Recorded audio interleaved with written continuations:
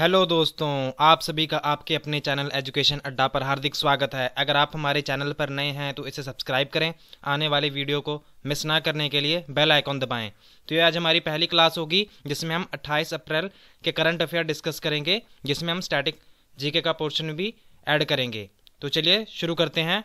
हमारे पहली न्यूज़ रही है कि RBI opens 50,000 crore liquidity taps for mutual funds. कि आरबीआई ने 50,000 करोड़ का अमाउंट है वो किसके लिए निर्धारित किया है?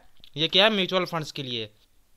तो बात कुछ ऐसी है कि जो हमारी कंपनियां हैं, जो हमारी म्यूचुअल फंड्स हैं, उसमें ऐसा हो रहा है कि अभी जो मार्केट है बहुत डाउन चल रही है, जिसकी वजह से ये लोगों को बहुत ही ज़्यादा नुकसान हो रहा है। इसलिए वो अपने शेयर खरीद रहे हैं, बेच रहे हैं, जिसके कारण ये जो म्यूचुअल फंड्स कंपनियां हैं इनका दिवाला निकल रहा है।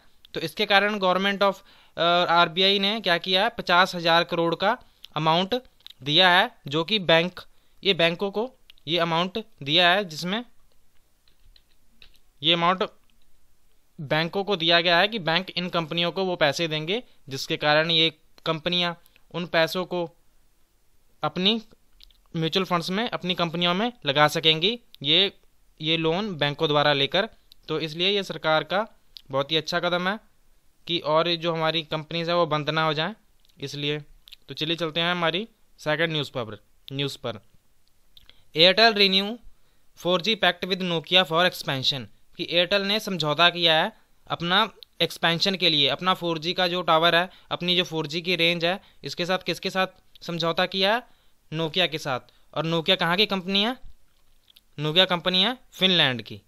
ठीक है, तो इन्होंने कितने सर्कल में? 9 सर्कल में। ये आपकी एग्जाम का पार्ट हो सकती है कि इन्होंने 9 सर्कल में इन्होंने क्या किया? एक्सपेंशन का पैक्ट साइन किया है। किसके साथ? एयरटेल ने किसके साथ किया है? नोकिया के साथ। तो आपके एग्जाम में ये पूछा जा सकता है कि एयरटेल ने 4G पैक्ट किसके साथ साइन किया था? तो ये किसके साथ किया था?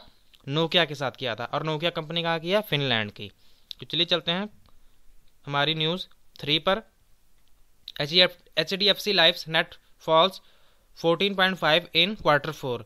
कि जो HDFC लाइफ है, इनका जो शेयर है, इनका जो प्रॉफिट है वो कितना घट गया है? इनको कितना घाटा हुआ है?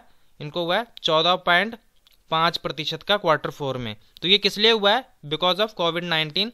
कि अब जो है, अब इनको इतने निवेश मिल नहीं रहे हैं, इनकी वजह से इनको बहुत ही ज़्यादा घाटा हो रहा है।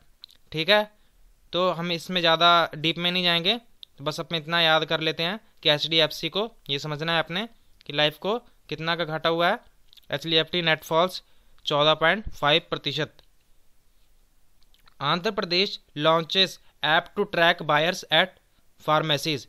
ये क्वेश्चन बहुत इंपॉर्टेंट हो सकता है आपके exam of point of view से। वैसे तो अभी बहुत सारी ऐप्स लॉन्च हुई हैं, पर हम सभी धीरे धीरे डिस्कस कर लेंगे। धीरे धीरे मैं आपके सेशन में इसी तरह ऐड करता रहूँगा। तो चलिए देखते हैं कि ये न्यूज़ है क्या। The medical and health department of Andhra Pradesh has launched a mobile application Covid Pharma to keep track of people purchasing medicine over the counter from medical stores of cough, cold and fever. तो इन्होंने कौन सी application launch की है? इस application का नाम है launch the mobile application Covid pharma. Covid pharma is the name of application which was launched by Andhra Pradesh government.